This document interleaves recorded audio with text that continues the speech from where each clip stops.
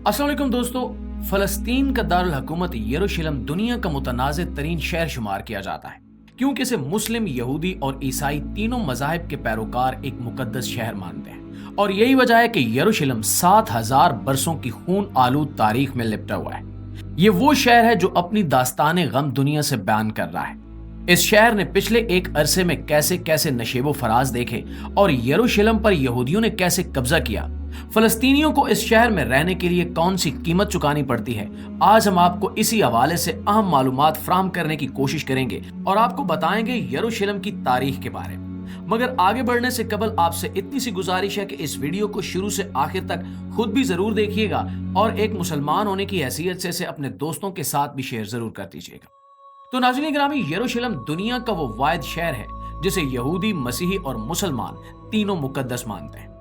बरतानवी general sir Edmund Allenby को यरूशलेम के तकद्दुस का इस कदर ख्याल था कि जब वो उस्मानी फौजों को शिकस्त देकर यरूशलेम पर कब्जे की गरज से बाबुल खलील के रास्ते शहर में दाखिल हुए तो उन्होंने घोड़े या गाड़ी पर सवार होने की बजाय पैदल चलने को तरजीह दी। ये वाकया आज से 109 साल पहले यानी 11 दिसंबर 1917 को पेश आया था। बरतानवी वज़ीर आज़म डेविड लुइड जॉर्ज ने इस मौके पर लिखा कि दुनिया के मशहूर तरीन शहर पर कब्जे के बाद मसीही दुनिया ने मुकद्दस मकामात को दोबारा हासिल कर लिया है। तमाम मगरबी दुनिया के अखबारों ने इस फतह का जश्न मनाया और अमरीकी अखबार न्यूयॉर्क हेरल्ड ने सुर्खी जमाई कि बरतानिया ने 673 बरस के इक्तिदार के बाद यरूशलेम को आजाद करवा लिया है। नाज़रीन, इस खबर के बाद मसीही दुनिया में जबरदस्त खुशी की लहर दौड़ गई। अमरीकी सदर डोनाल्ड ट्रंप ने इस वाक़े के ठीक 100 साल बाद ऐलान किया कि यरूशलेम इसराइल का दारुल हुकूमत है। हालांकि दुनिया भर के ममालिक ने इन्हें खबरदार किया था कि इस ऐलान से खित्ते में तशद्दुद की नई लहर फूट सकती है। यरूशलेम मुतअद्दिद बार तख्तो ताराज हुआ, यहाँ की आबादियों को कई बार जबरदस्ती जिला वतन किया गया और इसकी गलियों में अनगिनत जंगें लड़ी जा चुकी हैं जिनमें खून के दरिया बह चुके हैं। दोस्तों, इस शहर के हवाले से यहूदियों का अकीदा है कि ये वो जगह है जहां से कायनात की तख्लीक हुई और यहीं से अल्लाह के बरगजीदा पैगंबर हजरत इब्राहीम अलैहिस्सलाम ने अपने बेटे की कुर्बानी की तैयारी की थी। जबकि मसीह समझते हैं कि हजरत ईसा अलैहिस्सलाम को यहीं पर मसलूब किया गया था और यहीं इनका सबसे मुकद्दस कलीसा वाक़ है। मुसलमानों के एतकाद के मुताबिक पैगंबर इस्लाम हजूर अकरम सल्लल्लाहु अलैहि वसल्लम ने मेराज पर जाने से कबल इसी शहर में वाक़े मस्जिद अक्सा में तमाम नबियों की इमामत की थी और यही वजह है कि मुसलमान और मसीही 1000 बरस तक इस शहर पर कब्जे के लिए आपस में बरसे पीकार रहे और इस सिलसिले में कई सलीबी जंगें भी लड़ी गईं। मुसलमानों ने सबसे पहले 638 ईस्वी में दूसरे खलीफा हजरत उमर रज़ी अल्लाह ताला अन्हु के दौर में बाज़ंतीनियों को शिकस्त देकर इस शहर पर कब्जा किया था। मसीही दुनिया में यह वाक़या अजीम साने की हैसियत रखता है। आखिरकार सन 1095 ईस्वी में पोप अर्बन दोम ने यूरोप भर में मुहिम चलाकर मसीहियों से अपील की कि वो यरूशलेम को मुसलमानों से आजाद करवाने के लिए फौजें इकट्ठी करें। नतीजतन 1099 में अवाम, उमरा और बादशाहों की मुश्तरका फौज यरूशलेम को आजाद करवाने में कामयाब हो गई। ये पहली सलीबी जंग थी। ताहम अक्सर फौजी जल्दी वापस अपने वतन सुधार गए और बिलाखिर सुल्तान सलाहुद्दीन अय्यूबी 90 बरस बाद इस शहर को दोबारा आजाद करवाने में कामयाब हो गए।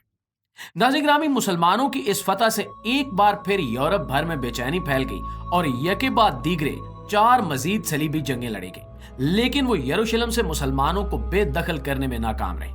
अलबत्ता सन 1229 में ममलूक हुक्मरान अल-कामिन ने बगैर लड़े यरूशलेम को फ्रेडरिक दोम के हवाले कर दिया, लेकिन उसके सिर्फ 15 बरस बाद ख्वारिज़मिया ने एक बार फिर शहर पर कब्जा कर लिया, जिसके बाद अगले 673 बरस तक ये शहर मुसलमानों के कब्जे में रहा। सन 1517 से लेकर 1917 तक ये शहर उस्मानी सल्तनत का हिस्सा रहा और उस्मानी सलातीन ने शहर के इंतजाम और इंसराम की तरफ खासी तवज्जो की। उन्होंने शहर के गिर्द दीवार तामीर की, सड़कें बनाई और डाक का निजाम कायम किया, जबकि 1892 में यहाँ रेलवे लाइन बिछा दी गई और एक अरसे बाद इस शहर पर बरतानवी chief of army staff general Allenby की क़यादत में मसीही बिरादरी ने कब्जा कर लिया। नाज़रीन गिरामी, जनरल एलन बी के कब्जे के बाद शहर 3 दहाइयों तक बरतानवी सल्तनत में शामिल रहा और इस दौरान यहाँ दुनिया भर से यहूदी आकर आबाद होने लगे।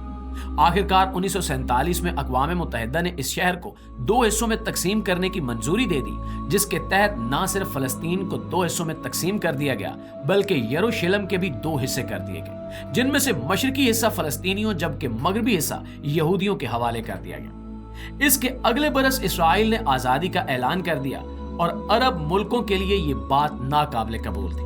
انہوں نے اسرائیل پر مل کر حملہ کر دیا، لیکن انہیں اس میں شکست ہوئی۔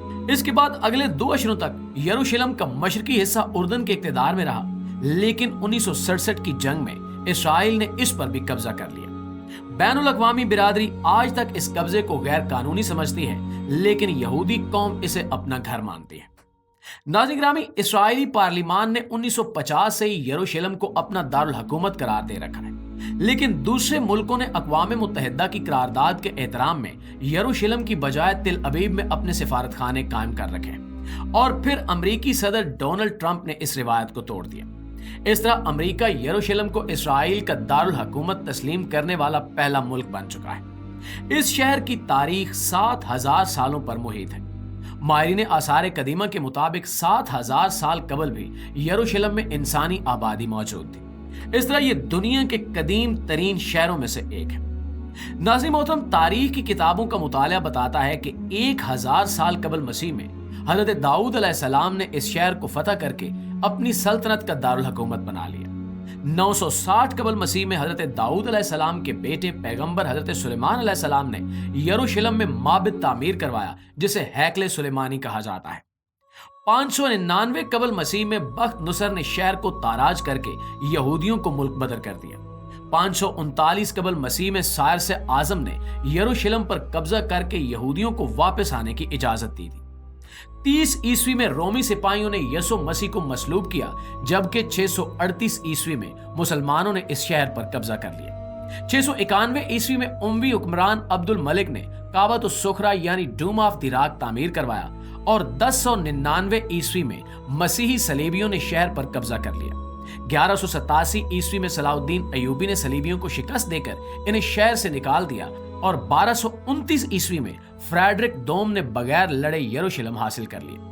آگے چل کر 1244 عیسوی میں دوبارہ مسلمانوں کا قبضہ ہوا اور 1517 عیسوی میں سلطان سلیم اول نے یروشلم کو عثمانی سلطنت میں شامل کر لیا۔ یہ ایک سطح مرتفع پر واقع ہے جسے مسلمان حرم شریف یا بیت المقدس کہتے ہیں۔ مسجد اقصی اسلام کا تیسرا سب سے بڑا مقدس مقام ہے اور ایک اسلامی ٹرسٹ یعنی وقف کے ذمے اس کا انتظام و انصرام ہے۔ مسلمانوں کا ایمان ہے کہ حضرت محمد صلی اللہ علیہ وآلہ وسلم کو یہیں سے معراج ہوئی تھی اور ہر روز ہزاروں مسلمان اس مقدس مقام پر آتے ہیں اور نماز ادا کرتے ہیں۔ رمضان کے مہینے اور جمعے کے دن یہاں ان کی بہت زیادہ تعداد ہوتی ہے۔ جی تو معزز دوستو، یہ تھی یروشلم کی تاریخ۔ جان کر آپ کو کیسا لگا کمنٹ میں ہمیں ضرور بتائیے گا۔ انشاءاللہ آپ سے ملاقات ہوتی ہے اگلی ویڈیو میں، تب تک اپنا ڈھیر سارا خیال رکھیے گا۔ اللہ نگہبان۔